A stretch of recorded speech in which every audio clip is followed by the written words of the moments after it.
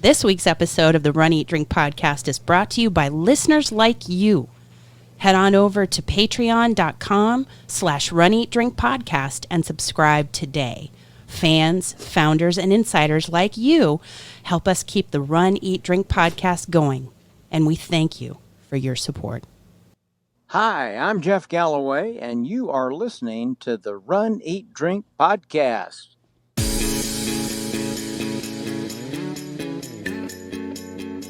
Welcome to the Run, Eat, Drink podcast. We feature destination races from across the country, and after the race, we take you on a tour of the best local food and beverage to celebrate. So whether you are an elite runner or a back of the packer like us, you'll know the best places to accomplish, explore, and indulge on your next runcation. Hey, welcome to the Run, Eat, Drink podcast, episode 119. I'm your host, Amy. And I'm your co-host, Dana. And you know, now that we've crossed over that 100 episode marker, it seems like it's just accelerating. It's hard to believe there's been 19 episodes or at least 19 weeks since we hit the 100th episode. Oh, we may have had a quick bite in there somewhere. One or two. We'll say. So, maybe a Facebook or Instagram Live and some stuff for our patrons. So Yeah. It's been busy during the strange times that we're living in right now. You mean the strange times where we're a travel podcast for runners that can't travel? Yes, those times. Yeah. Those times. Anyway, we're kind of in a silly mood. Did you just... We're in a silly mood today. We are. But we are excited that you guys are joining us yet again. And we have some pretty amazing stuff to bring you this week for a travel podcast that doesn't get to travel because we got to travel. We actually got to go out of our house. That's why we're really happy and pack a bag. silly. Get in the car. Oh my God. Go up the road someplace. Oh. Stay overnight in a place that we don't own. Oh my gosh. And partake in food and beverage and run. We saw the beach. We did. It was amazing. So we've got some great stuff to bring you. We are bringing you yet another virtual race, and we are kind of going back to the Marvel theme this week on this week's episode. Yes. With the virtual race that we ran.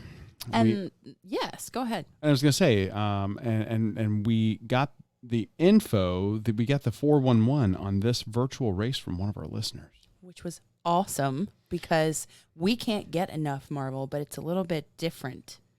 Yeah, it is. As a medal and as from the other races that we've run in the past that have been Marvel themed. So we'll talk about that. Plus, one of the places that we got to check out when we actually were able to travel just a teeny little bit up there in Clearwater Beach, Frenchy's Rockaway Cafe. Yeah, in fact, this is one of several places that we visited. We are going to be extracting maximum value out of our trip for you guys. We found some amazing places. It's true.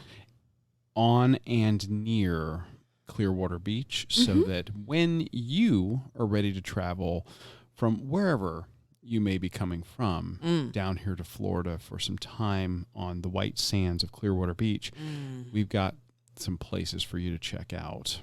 Oh, yes, and indeed. Frenchy's is not only going to give us our food portion for this week's episode, but also our drink portion because we were kind of blown away by one of their offerings. Yes. Nice little package. And it's not their only offering. They have quite a substantial menu, but this is one that, I mean, just the name of it. We'll get to it, but it's the name of it that really attracted me. And it was the taste of it that kept you. Mm-hmm. So for sure. Great stuff coming up this week. So we should start it off, huh? Yeah, let's talk running. Let's talk running because we got to run the Marvel Comics 80th anniversary 5K. Yeah, this is a virtual run that was shared with us by a friend of the show and member of the Runcation Nation. Indeed. Kristin Ceneviva-Iovene. And I hope we're pronouncing that right. And we apologize if we're not. Yes. But you know. Yeah. She's a member of the Runcation Nation. She is active in the group. She has posted and followed the show and been an awesome supporter. And when she posted the picture of this one and the link to this one, oh yeah. I think we ordered the medal right away. Yeah. And we literally just got the medal in the mail last week.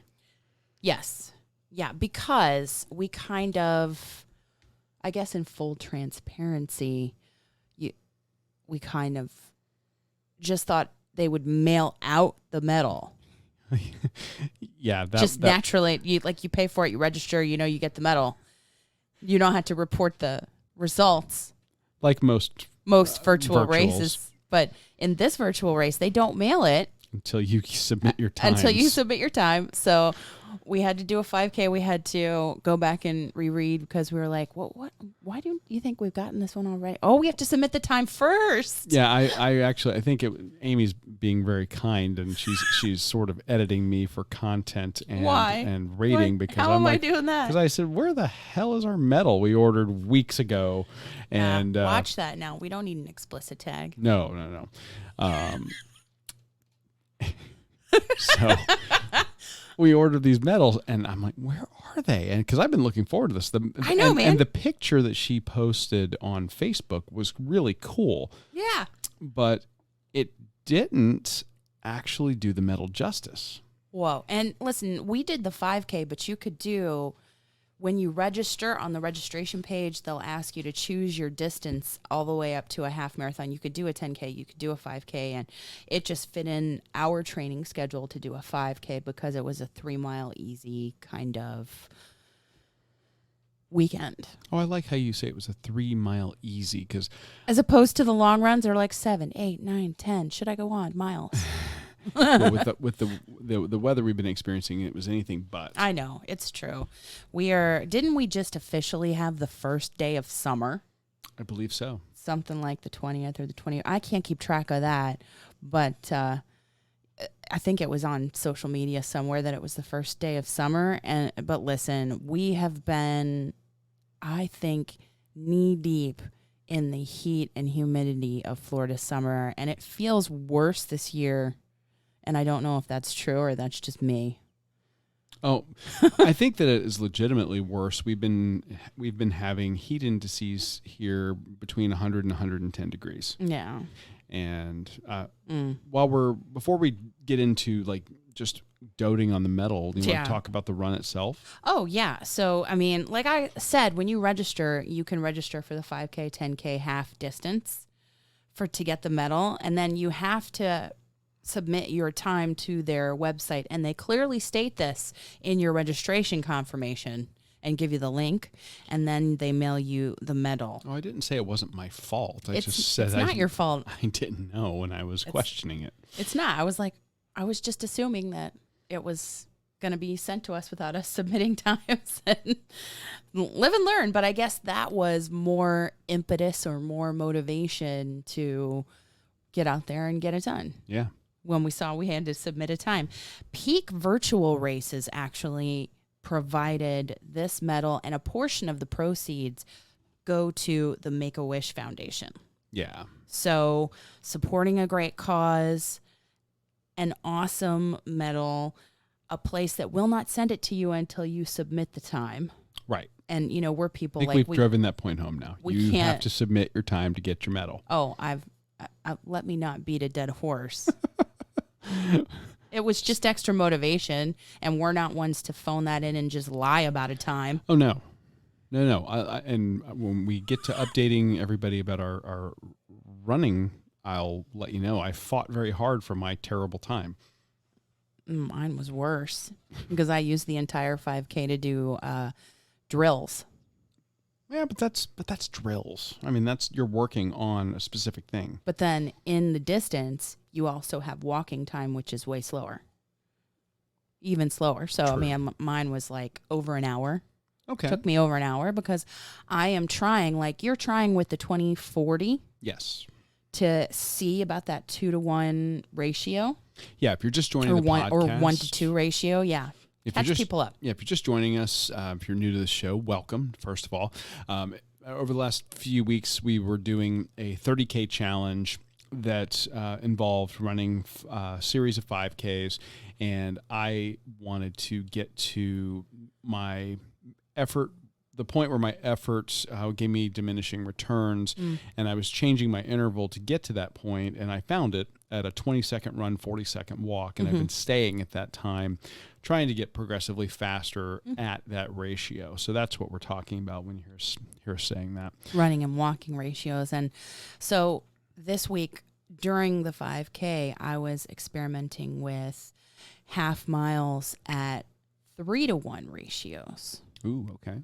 Because 4-to-1 is usually the magical place for me right now. And can I push ahead of that like you inspired me to try? And it's hard to decrease to that 3-to-1 for me, especially in this heat. Yes. So I was trying 15:45 and 10:30. Which one did you like better? It's hard or to which say. one did you hate less? The heat and the humidity is just what's killing me right now.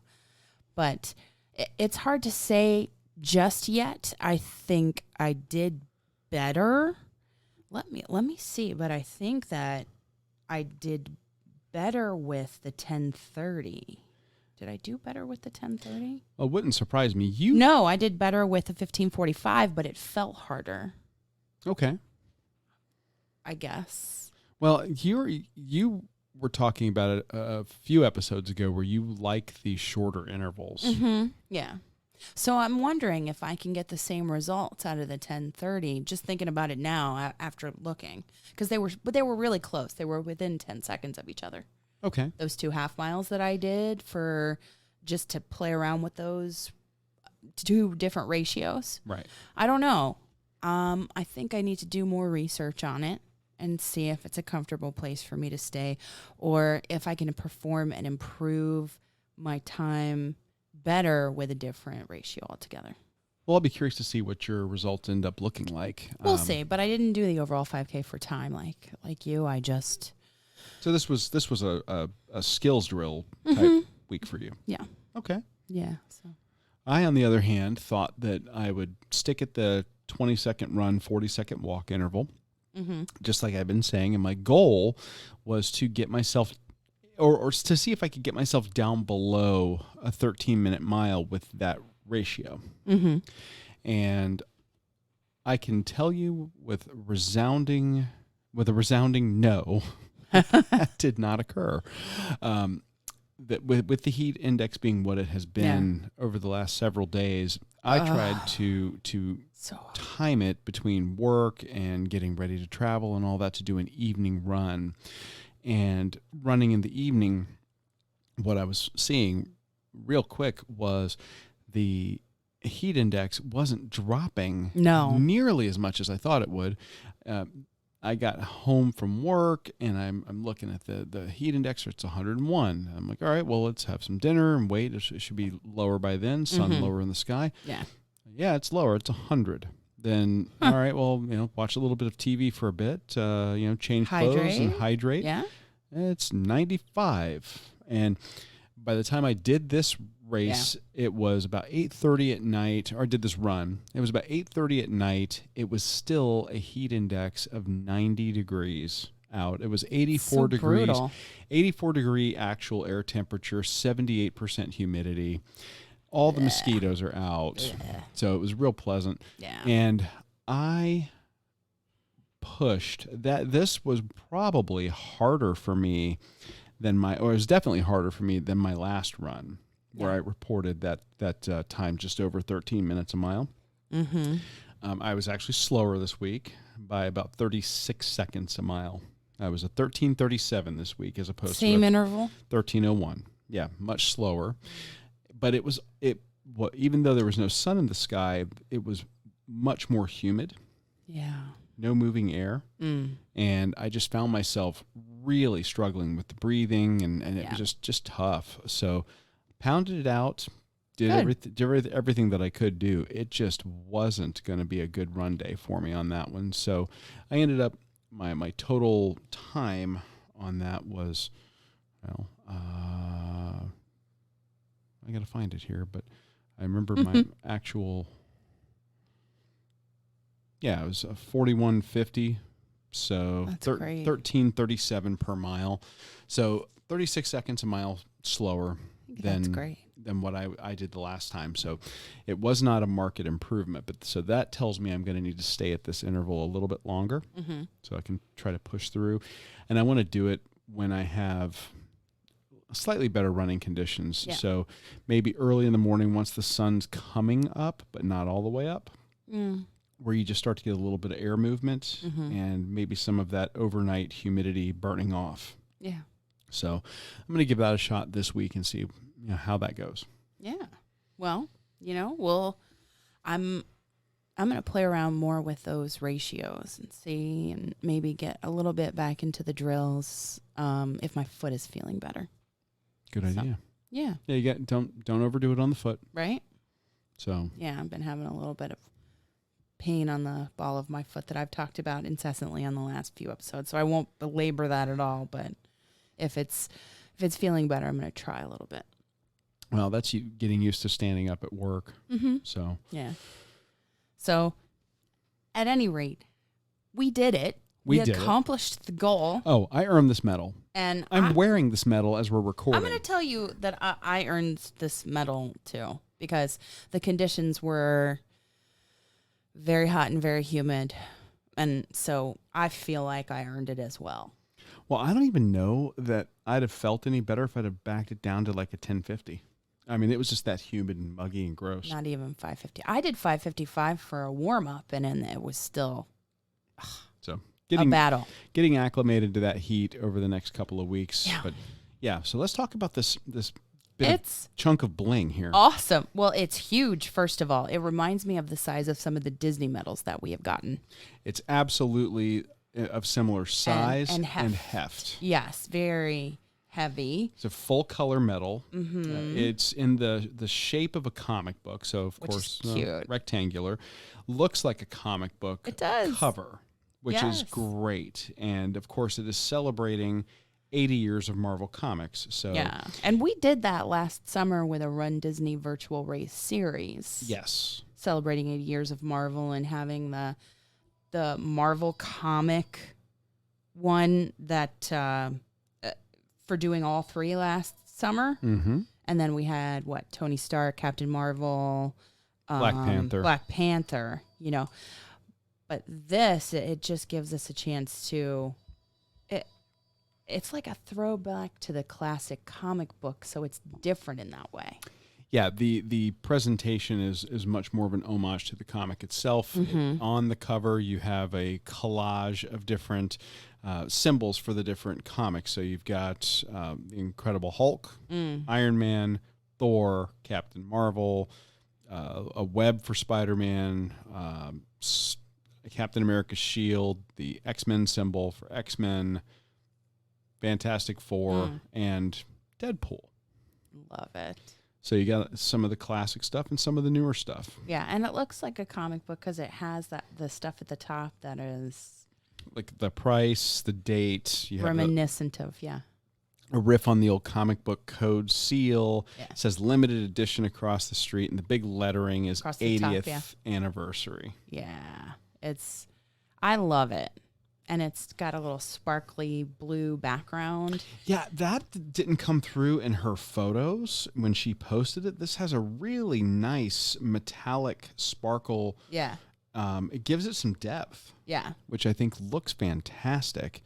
All the colors for the individual characters, representations of the characters, they all pop really nicely against that electric blue background. And that blue matches the blue, which is the main color of the ribbon. In the ribbon, which says 80th anniversary, it also has, the logo for Peak Virtual Races, but that is very small, and the rest of the ribbon is kind of dedicated to all the symbols that are represented on the medal. Mm-hmm. So I just like how the Hulk, it has got the fists almost like he's animated, just coming to jump out of the ribbon or out of the comic book Yep. cover that is the medal.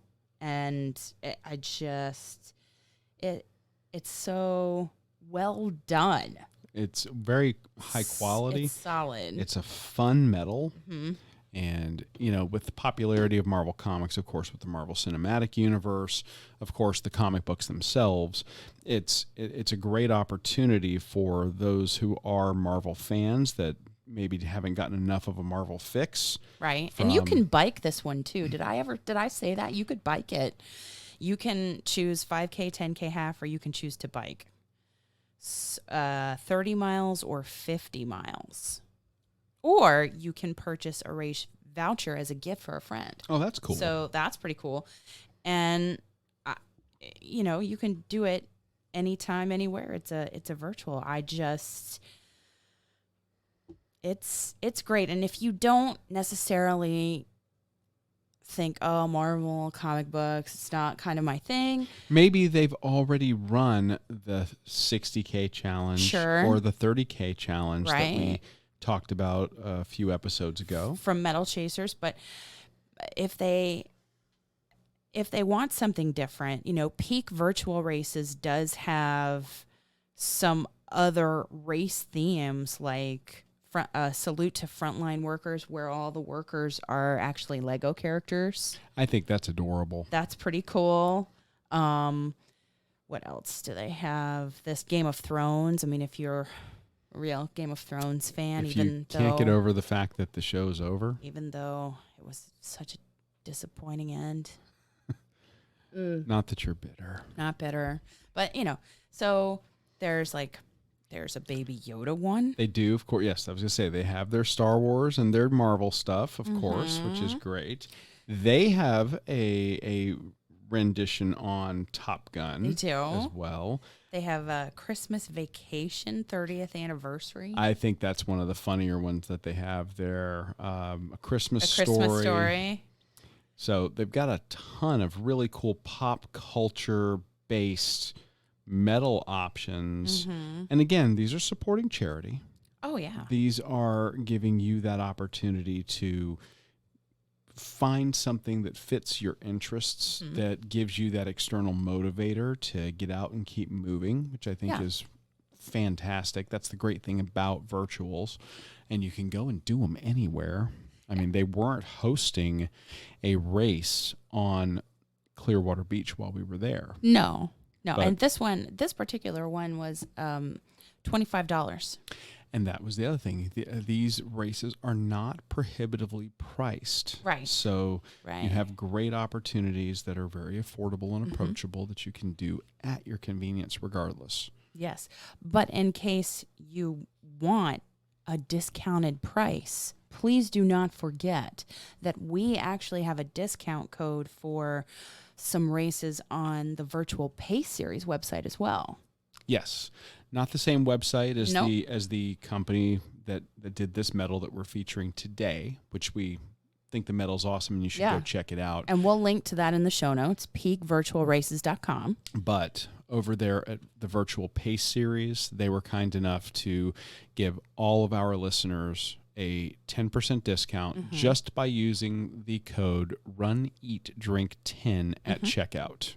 For any event.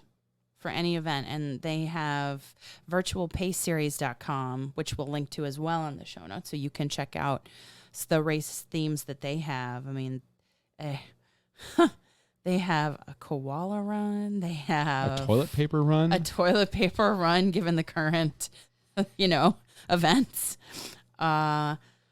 They have a Back to the Future run if you're hip to the 1980s movies theme. Of course, tons of stuff about Star Wars and Marvel and other pop culture references. Again, they're backing charities. They're giving you options that are going to be things you're interested in that you can do at your convenience. I think it's just, it's a great way to keep moving. Yeah, and keep motivated. So We'll have that, and we'll link to that in the show notes, both the peak virtual races that we featured today and the virtual pace series with the discount that we have to offer, like from when we ran the Top Run Challenge. Yes. Etc. Yes. Well, all that running, because of all the heat, did make me very hungry. Yes, we needed sustenance. We needed to refuel. And it was nice to be able to refuel not only the body, but also the mind, the spirit, the soul, by going up to a local, relatively local to us, about 2 hours away. Not too far. And go see some family, which was actually our main impetus for going up there. Yes. And to go and take in the city of Clearwater Beach. So beautiful. The beaches were beautiful, even though it was very hot. Oh, very much so. You know, people have this misconception that, it's not sweltering, that you see beaches on TV and people out there on it and it looks so calm and relaxing, but you don't realize, it's 90 something degrees out there and you're getting a double whammy of the sun and the sun reflecting off the sand. Yeah, you better hydrate. That's all I have to say. And put on sunscreen, people. And sunscreen. Yes, wear some sunscreen. There were a lot of sunburned tourists there. Yeah. So we needed sustenance. We did. And we needed to rehydrate. So to eat, we went to Frenchy's Rockaway Grill on the beach. Frenchy's is a Clearwater Beach staple that's been there for years, as long as I can remember. And over the years, they've added additional locations along Clearwater Beach, and they're now beginning to expand outside of Clearwater Beach. But they really do kind of stick to a core concept that really works for them, which is, I call it beach noshables. Yes. It's kind of the best way I could describe it. Yeah. A lot of things that are easily eaten, a lot of sandwiches, wraps, salads, but then a lot of seafood influences. Like crab cakes. Sure. Fish tacos, peel and eat shrimp. Sure. And we, crab fries even is a big thing on the menu. And we managed to find something on the menu that really piqued our interest. And we had to get it because we had something similar several episodes ago. Well, we did.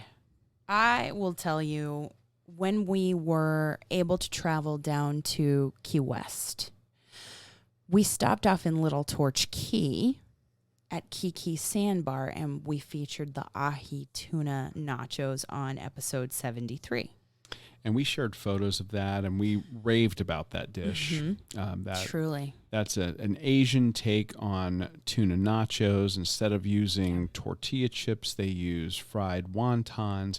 They lean into the Asian flavors with spicy mayonnaise. And I like the seaweed salad, hoisin sauce, wasabi peas for crunch. And it is probably, no lie, one of the top 5 most beautiful dishes that we have had and covered on the show in the last 4 years. Yes. Beautiful, delicious, crunchy, creamy, the meaty texture of the tuna. There's nothing wrong with that dish. There was nothing wrong with that. So when we saw on the menu at Frenchy's, hey, they have tuna nachos. It looks a little different, but we'll have to try and compare. And our server, it was a toss up between a couple of things. She didn't even hesitate when she says, "Oh no, get the nachos, get the nachos." Yeah, she seemed solid because apparently it is fresh ahi tuna, and then you have house-made blue corn tortilla chips and eel sauce. Gochujang, did I say this right? You did. Yes. Sauce. Avocado puree, pico, green onions, and fresh mangoes. So it's different from what we had down there going to the Keys. Yeah, as opposed to the one in the Keys, which leans heavily into the Asian influences, this just kind of straddles the line. Well, it kind of goes with the pico and the avocado toward the Mexican flair. They do. With the seafood option. but they have that little nod to the Asian influence. Yeah, so with it's the a eel mixture. Sauce. It's a fusion. Very much so. If you will. And for a place to do house-made blue corn tortilla chips, which were very sturdy and solid. I think that speaks very highly of the kitchen and what they're doing. Yeah. Well, let's talk general thoughts on the dish and then kind of break it down a little bit. Overall, what'd you think? Overall, I think you're getting a lot of food for $9.95. Oh yeah, we split it and we were not feeling deprived. No, I think it's definitely like the two of you could split it. If you have somebody with you, a friend, family member, you could split it and you would be perfectly satisfied because there was an abundance of tuna on that dish. Oh yeah. Yeah, you were not wanting for meat at all. And I liked the avocado puree. It was creamy. I really I liked the dish. It was hearty. It was filling. What did you think? I think that the dish itself, like you said, it had great substance. It's enormous. Yes. You're not getting a skimpy amount of tuna because when I order tuna nachos, I want tuna. You had a great mix of the meat. You had, it was hitting all the notes that you look for in a good nacho. You know, you're getting the crunch, you're getting the salt, you're getting the meatiness, you're getting the creaminess. Very satisfying. And you really weren't pulling a chip out of that pile and coming up with an empty chip. Every chip had stuff on it. Because there were so many pieces of tuna. And the scallions added just that greenery and that crunch, a little bit of bite. The creaminess of the avocado and just the briny taste of the sea and the tuna. And it was fantastic to be able to get a fresh dish like this that was beautiful to look at, very tasty. Yeah. We ate out on their back deck facing Clearwater Beach. So you've got, you're out, we're on the covered deck. They have misting fans that are keeping you cool. And they really did keep us cool. They had shade, from the rooftop. It was easily a 10 or 15 degree difference in where we were sitting versus direct sunlight. You're looking out at the beautiful blue water, the white sand. They have all of their outdoor seating out there. Plus, they have outdoor seating that's not on the porch. That's on the sand. On the sand. So you got the sea of these orange umbrellas, and it's just people are enjoying themselves. The sun was bright and the sky was blue. I mean, it was just a great setting. The smell of the salty ocean air. And then you had this amazing food to go with it. And let me tell you, the kicker on this, you know how there were the wasabi peas on the version down there at Kiki Sandbar. I think that the unique twist on this is the mango. Oh, interesting. What did you think? Because it added a sweetness. And at first, before I looked at the menu, I was like, oh, there's something sweet here. What is this, pineapple? No, it's mango. Right. I am not normally a mango fan. You are not. As the fruit. Like, I'll occasionally like it in a sauce, or I'll like it and as a puree in something. Yeah. Or on something. These were diced small, mixed in very nicely, and added just enough of that sweetness and tartness that really worked against what I thought was the sleeper hit in there, which was the avocado puree. It was a creaminess. I wasn't expecting to like it because I said, I don't know how this is going to go, having like the Tex-Mex with the pico and I want to say guacamole, but it was actually more smooth than guacamole. Yeah. So, like guacamole-esque flavors, but that smoothness and the creaminess of the avocado, I think, is what really helped to make everything kind of work in this dish. Like brought it all together. But I like that little pop of fruit. Yeah. It was different and delightful and refreshing. So that I just think that is a winner on their menu. Oh, if you like tuna. without a doubt. And by itself, it's not terribly spicy. When you're there in the restaurant, they have 2 house-made hot sauces as well. They have one that's called Fisher's Fire, which is a darker sauce. We tasted this one, and it's more Peppery. of their cayenne and black pepper I just sauce. got a whole lot of pepper. Yeah, it really relied on that flavor of black pepper. Yeah. And then they had their original Frenchy's Cafe habanero hot sauce. That I liked better because of the fruity heat. And it wasn't as hot as I thought it was going to be. Right. And the flavor was fantastic. When a lot of people get very intimidated by habanero peppers because they are substantially hotter than a jalapeno. Yes. Because everybody... And they're scared of just getting their doors blown off, and then you just saturate with heat and you can't enjoy the rest of the meal. But actually, this sauce really relied more, like you said, the fruitiness of the habanero pepper. Yeah. If you can eat a habanero pepper that's been properly de-seeded and the membrane taken out, there's a certain flavor to it that I think is just really pleasant. Yeah, I liked it. I like that sauce a lot. I'm sure that they offer it for sale to take home. Oh, absolutely. They have a whole merchandise section with shirts. Frenchy's is, like I said, it's a staple of Clearwater Beach. So people go there. They sell the heck out of shirts and hot sauces and hats good stuff. and all that. I would get it. So we cannot recommend this dish enough. Maybe a little bit of the hot sauce on it. Yeah. And you'll have something to wash it down with here in just a second. Before we go on, we want to send a special thank you to all our patrons who have sponsored us on our Patreon program over at patreon.com/runeatdrinkpodcast. Your support means that we can keep this podcast going.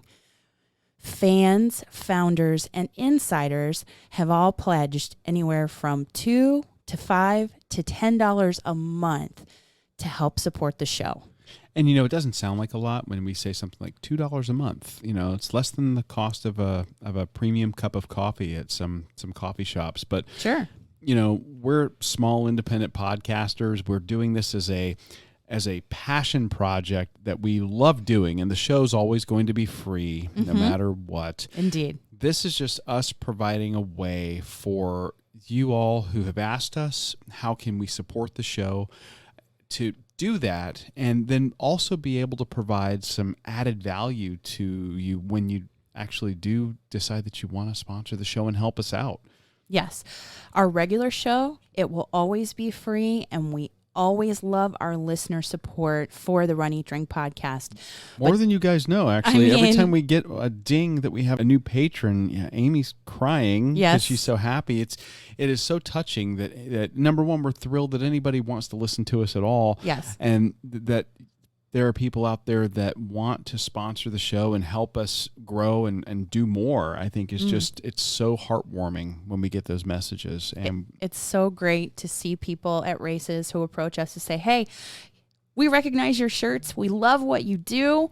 We want to support you, not just with one-time donation, but long-term, so you can keep it going for a long, long time. We love it.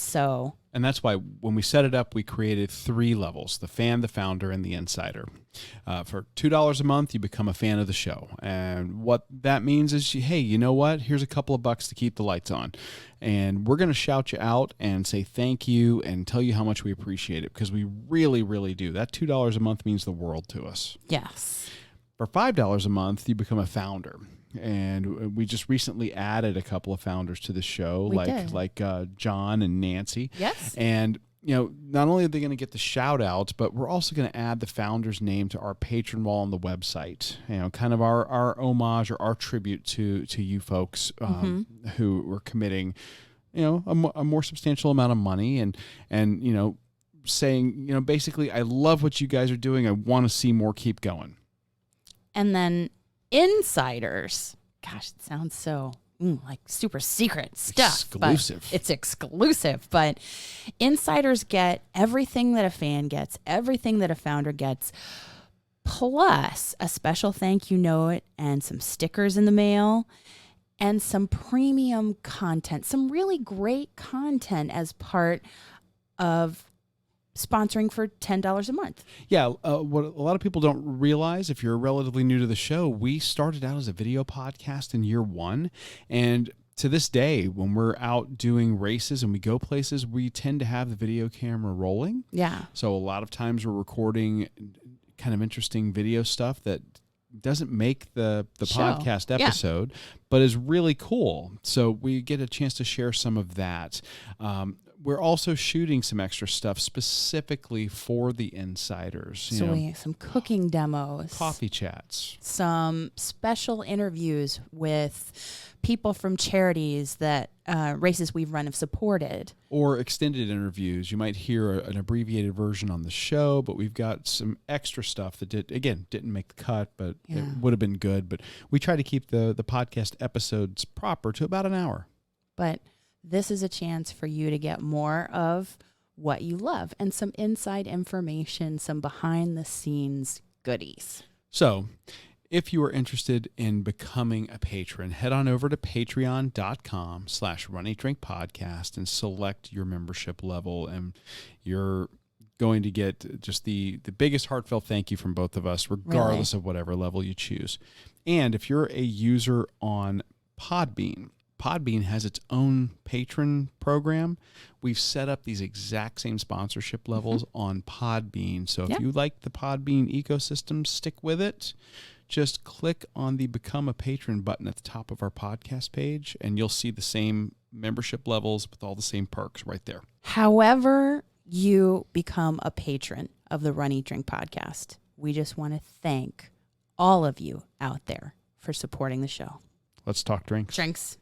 You're like, so drinks? Drinks, question mark? Let's talk drinks. It's more like drinks, exclamation point. Well, yes, indeed. There should be an exclamation point. Actually, several. And there are plenty of options on Clearwater Beach for us to do that. But when you're at Frenchy's, you might as well drink at Frenchy's. You know, if you've been on the beach, you've been for a swim, you've been walking on the beach, and you're a little bit hot, you come in, you have those great nachos that we just talked about. What are you going to wash them down with? I scanned their very large cocktail menu. I mean, they even have like it's not called a drink challenge, but you order a series of drinks from each of their locations, and then you get a souvenir mug, something like that. Yes. But I was interested, not in that. The moment that the title of this drink caught my eye, I knew I had to get it, which is the Rockaway Flip Flop Margarita. Is that what caught your attention? Yeah, because it's been so long since we've been able to travel and to be up there in that atmosphere, feeling really beachy. You know, you have your swimsuit on, you've been in the ocean, here you are, and it just feels like vacation or celebration. Well, I thought that the reason this one caught your attention was the particular choice of tequila that they use in it. Okay, I'm not going to lie. It factored in. It factored in, yes. I mean, the title caught my eye, but then I read further. And Frenchy's Rockaway exclusive barrel select Patron Añejo tequila. Hello. Patron, citronge, lime, and mango liqueurs with sour mix, served on the rocks with a salt rim and lime. Yes. Yes, please. Yes, please. Now, I don't discriminate. We've had a couple of margaritas on the show before. Yes. Yes. We have had them. And you're kind of picky about them. Yes. If there's too much sour mix and you can't really get a balance of flavors, and it's just saturated or too sweet, it's not enjoyable. And to be fair, when you're really getting, margarita snobby, you don't even want sour mix. You want fresh lime juice. Right. Yeah. Yes. So, and maybe like some fresh made, everything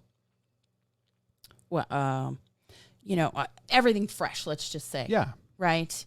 So as far as sweetening, like you make your own. Making your own simple syrup. Simple syrup, yes. Right. Yes. I don't know why that was just escaping me. Just what is wrong? I need another one of these beverages is what it is. So, but yeah. So when we were at the Dark Side Half Marathon 2 years ago, the Star Wars race in Orlando, we had on episode 26, we had a rose margarita from an Epcot, from the Mexico Pavilion at the Flower and Garden Festival. I remember that one. Yes. And it was rose, and it had a sugar rim with a little bit of that spiced, oh gosh, what is that called? It was a spice mix. It was like a spice mix with the sugar. Right. All right. And so that was kind of sweet, a little bit of floral notes to it. And then when we went to Social in Tampa, when we were running the Gasparilla on episode 53, we went to Social Italian Tapas and Pizza Bar, and we had the Lasagna, which is a watermelon margarita that was muddled with jalapeno. And how did this differ or compare? And I just think if it looks like a traditional margarita, but the combination of mango and lime gives it the citrus kick rather than the floral kick of the rose margarita. And I liked the salt rim with the lime liqueur. And it highlighted, you could taste the Patron. It wasn't overloaded with too much sour mix. You could really taste the citrus flavor and the tequila, and the salt just kind of punched up all the flavors. So it was very well balanced, is what you're saying. Yes, very well balanced. That's how I would put it. I let you try it. You tell me. Well, first of all, I thought that was a great pick. A lot of times if I see Patron in a margarita, I'm like, oh gosh, what are they doing? Right. That is usually a better choice for a sipping tequila. For a shot. Tends to be smoother, doesn't have all the harshness to cut through, especially if they're going to use any kind of a pre-made sour mix. Right. That said, using that añejo, that's a darker tequila, it gives you more of a caramelized, smoky note without going into the realm of being legitimately smoky like a mezcal. Yeah, it was not really too woodsy, or it didn't have like a peaty, any kind of flavor like that. Yeah, and the choice of using the citronge lime was different, because a lot of times you'll have triple sec as the second liqueur. Yep, very orange. And so that was very nice. And then the mango liqueur was kind of the thing that made me raise my eyebrow when I tasted it. That? Yeah, it was really good, because again, like I said, I'm not a huge fan of mango as the fruit, but in other stuff, I like it a lot. Mango across this whole experience at Frenchy's that was on the tuna nachos, and then in here was really a surprise but pleasant. And I was gonna say, it wasn't intentional. Yeah. We didn't walk into this with a theme in mind. No, not at all. It was just the flip-flop margarita, I got to get it. And then I was like, Patron, yes. Yes. And, they served it everything was served in plastic cups. They were, single serve. Single serving, single so that use. They can, So that was very nice to see. Just a beautiful drink. I mean, they did a really nice job with it. For $9.